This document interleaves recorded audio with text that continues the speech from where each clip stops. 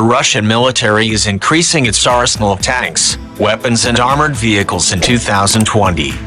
In an apparent attempt to add to its growing fleet of 27,000 armored vehicles, a number which includes as many as 1,200 tanks.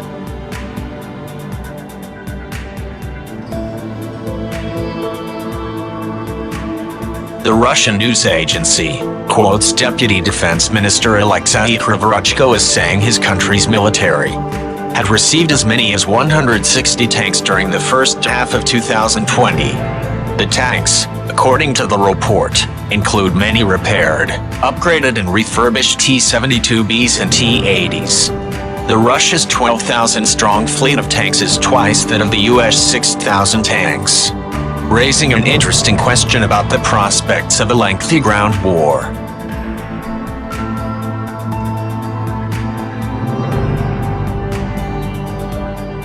The Russian T-72B is regarded as a third-generation tank variant of the 1980s-era T-72, something which could loosely be parallel to the years of innovations poured into the US Abrams. The arrival of more Russian tanks raises an interesting question.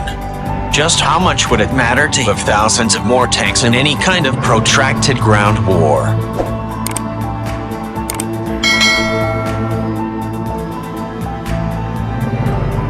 Would that many tanks be destroyed in a multi-year ground conflict, creating a scenario that would ultimately favor an invading Russian ground force?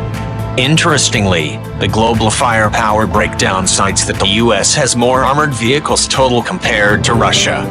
The US operates 39,000 armored vehicles compared to Russia's 27,000. That being said, Russia's 6,000-plus tank advantage cannot be overlooked.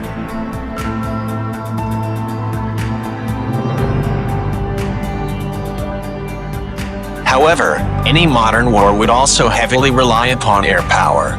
And the United States has more than twice the combat aircraft as Russia and nearly 5 times as many helicopters. Air supremacy might ultimately decide which ground force prevails on the ground, as Russia's tanks would be vulnerable to destruction from the air should the US gain their superiority.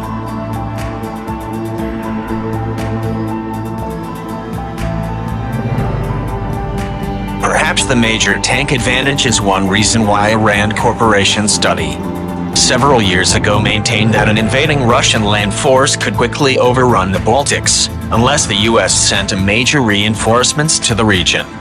There are several other factors to consider, such as the current technological condition and sophistication of Russia's tanks.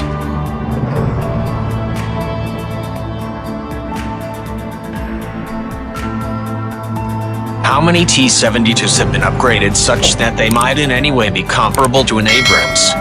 After all, even though many details related to technical upgrades to T-72Bs might not be available, it is unlikely that they rival the latest Abrams.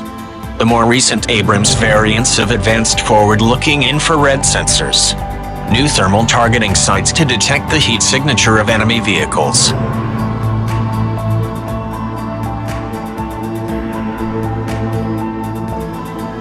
new armor materials and multifunctional ammunition, among other things. All of this raises the question as to whether the Abrams can possibly outmatch the Russian T-14 Armata. Finally, just how important are sheer numbers anyway?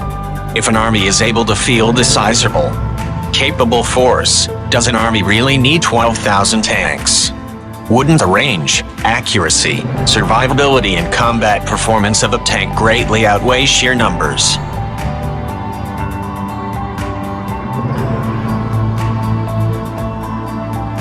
If one tank had the sensors to find and destroy enemy tanks and armored vehicles at safe standoff ranges, then a single tank could outmatch dozens of enemy vehicles.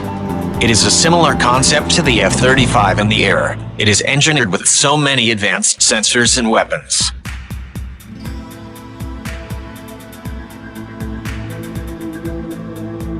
that it is intended to find and destroy multiple enemy aircraft before it is seen. Perhaps when it comes to modern war, technical capacity including range, precision accuracy, air-ground coordination and weapons efficacy would prove more decisive than numbers.